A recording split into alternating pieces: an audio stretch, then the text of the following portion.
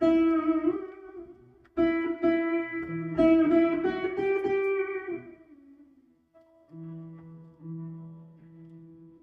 next thing is something in recent times. People have got there's got this international obsession about yoga, and they've extensively tried to disconnect yoga from Hinduism.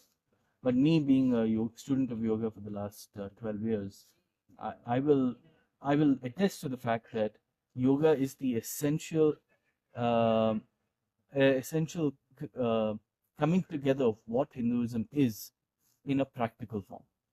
So if you can speak to that. Um, I would only say that it is the avaricious modern world which sees it's like a pack of hyenas who would like to pick and carry away any piece of flesh from a animal, whether it's alive or dead. And if it gets a mouthful of flesh, it carries it and then it makes a bigger dough of it. I would I would classify, I would say it in nicer words. So in the Western world, they have what can be perceived as a cafeteria religion.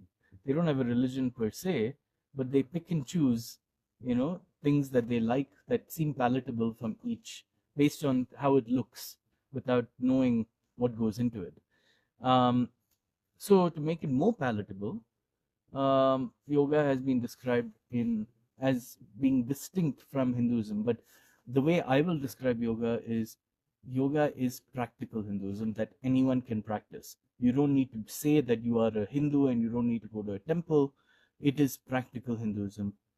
You practice yoga, and there are 4 forms of yoga, which we'll discuss later in the episode on yoga, which is the practical means by which you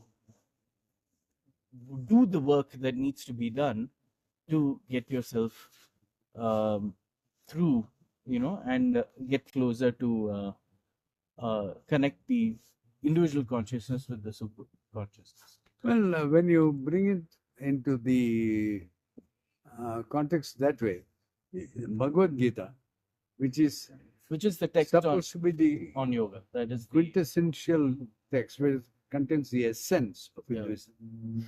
It is called as the Yoga Shastra. Yeah.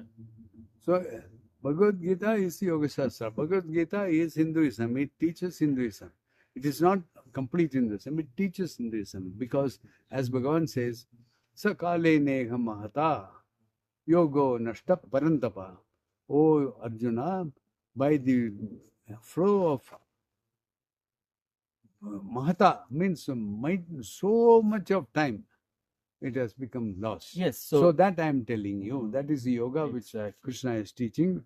It is yoga. It is Hinduism for the yoga is nothing different from this. That is why I say it is like those people, they pick a mouthful of flesh and go away.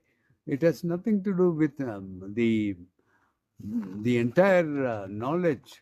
The knowledge is Hinduism, and it is not. Sanatana Dharma, how we call it. Hinduism is a Western. Yes, it is not like you should do this so you'll be Hindu. You should not do this, you'll be Hindu. You should do. It is science. Yes, so it is just how the can way the gravity works. be a religion? It's perceiving the universe in its true reality. Yeah, how can in an attempt to perceive the universe in its true form. So the Western world has got a very limited understanding of science and knowledge, whereas the Vedas have got a comprehensive understanding of it.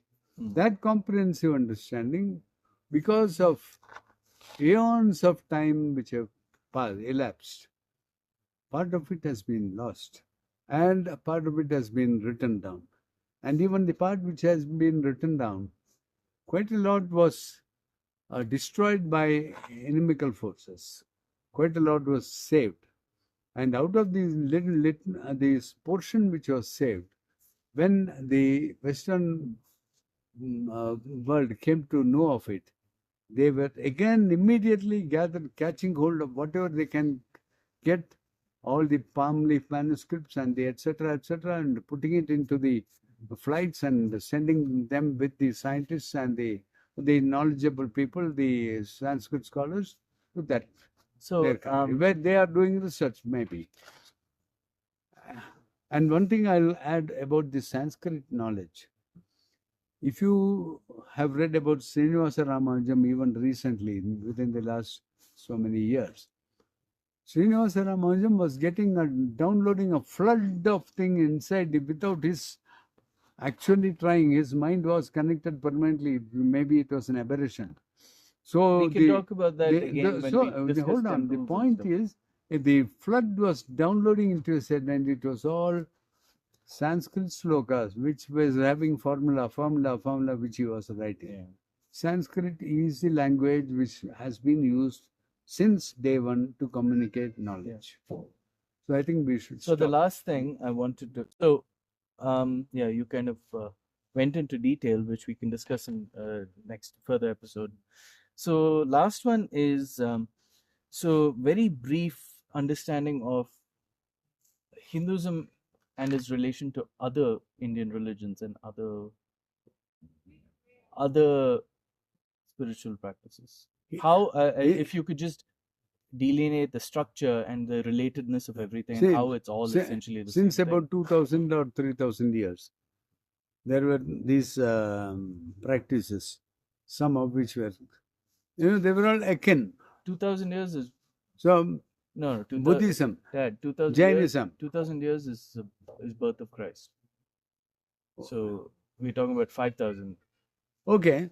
So at that time, there was Hinduism, there was Jainism, there was Buddhism. All these, there were no distinct classification. This is it, this is it. They had their own practices which are slightly different. So different. so essentially we call it Dharma, right? Mm. And then all the practices which are based on the knowledge carried in the Vedas, you leave that as one thing, unstructured. Okay. Right? And then you start having the founder-led religions, which were called religions by later practitioners. Okay. Right? So you have Buddhism, you have Jainism, right? Yeah. Now these, if you look at the Tirthankaras, the Jain Tirthankaras, you look at the Bodhisattvas and all of them, they are essentially enlightened beings that we would call are different by different names in Hinduism, rishis or sadhus or gurus or yogis. Yes. Right? They're teaching the same thing. Yeah. Right? The only reason why it gains distinction is because what may have been available to a population long time ago during the Kali Yuga now is rebranded to a different group of people. Okay. Right? Yeah. And it's repackaged also. So, but it's the same knowledge in different words. Correct. Is what I'm trying to say. I'm not trying to. I'm only trying to promote the other faiths. But all I'm trying to say is that they're all essentially teaching the same things. It's the same knowledge. It's the same knowledge. It's saying the same some aspect or some facet or some You can say if the truth can only be said in one you can only say the same truth, right? If it's truth, but you can say it in many ways. Yeah. Right. So like based on the time and everything.